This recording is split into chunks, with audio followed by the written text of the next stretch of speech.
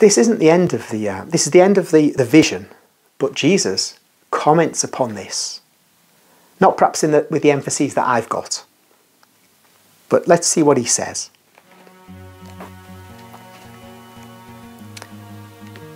I can already hear the comments of the doctors with captious objections.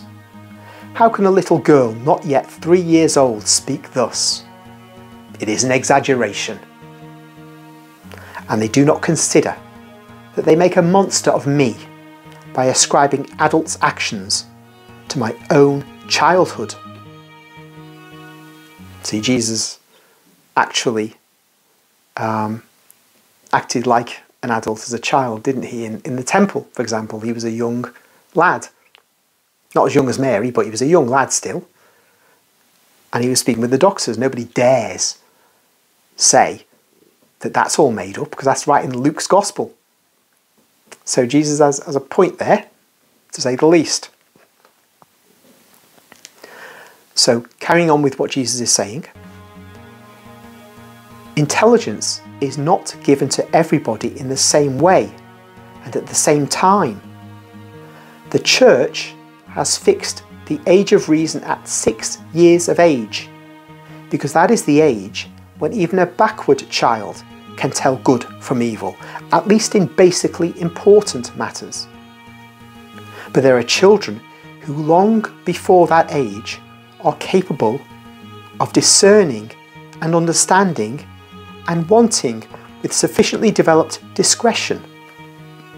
Little Imelda Lambertini, Rosa da Viterbo, Nellie Organ, Nenolina may give you confirmation, O difficult doctors, to believe that my mother was able to think and speak like that. I have quoted 4 names at random amongst the thousands of holy children who populate my paradise, after reasoning on earth as adults for possibly more or fewer years. Just pause there. It'd be worth looking up those various people. I myself have read a little about Nellie Organ and Nenolina. These are well known, not well enough known, and perhaps because it seems incredulous.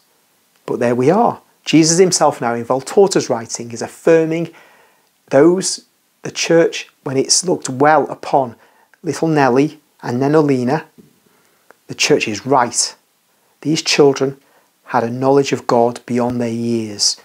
They were wise beyond their little childhood. So to continue, Jesus says, what is reason? A gift of God.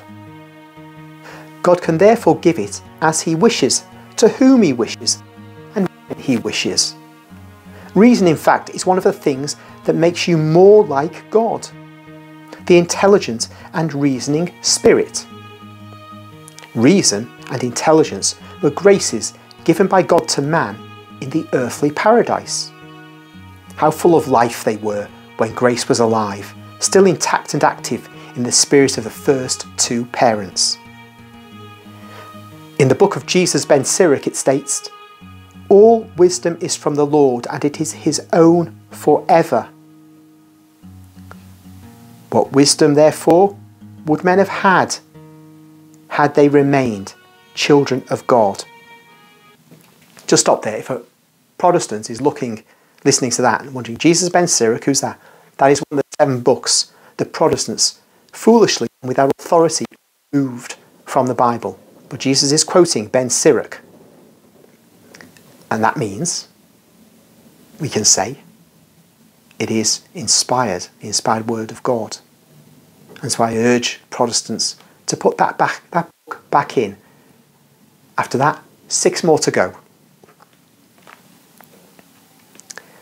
To continue, the gaps in your intelligence are the natural fruits of your fall from grace and honesty. By losing grace, you banished wisdom for centuries. As a meteor which is hidden behind masses of clouds, wisdom no longer reached you with its bright flashes, but through mist, which your prevarications have rendered thicker and thicker. Then Christ came and he restored grace, the supreme gift of the love of God. But do you know how to keep this gem clean and pure? No, you do not. When you do not crush it with your individual will in sinning, you soil it with your continuous minor faults, your weaknesses, your attachment to vice.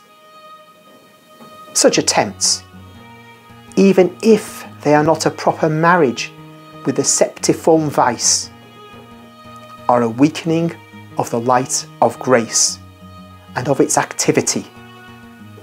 And if then, to weaken the magnificent light of intelligence that God had given the first parents, you have centuries and centuries of corruption which exert a harmful influence on the body and on the mind.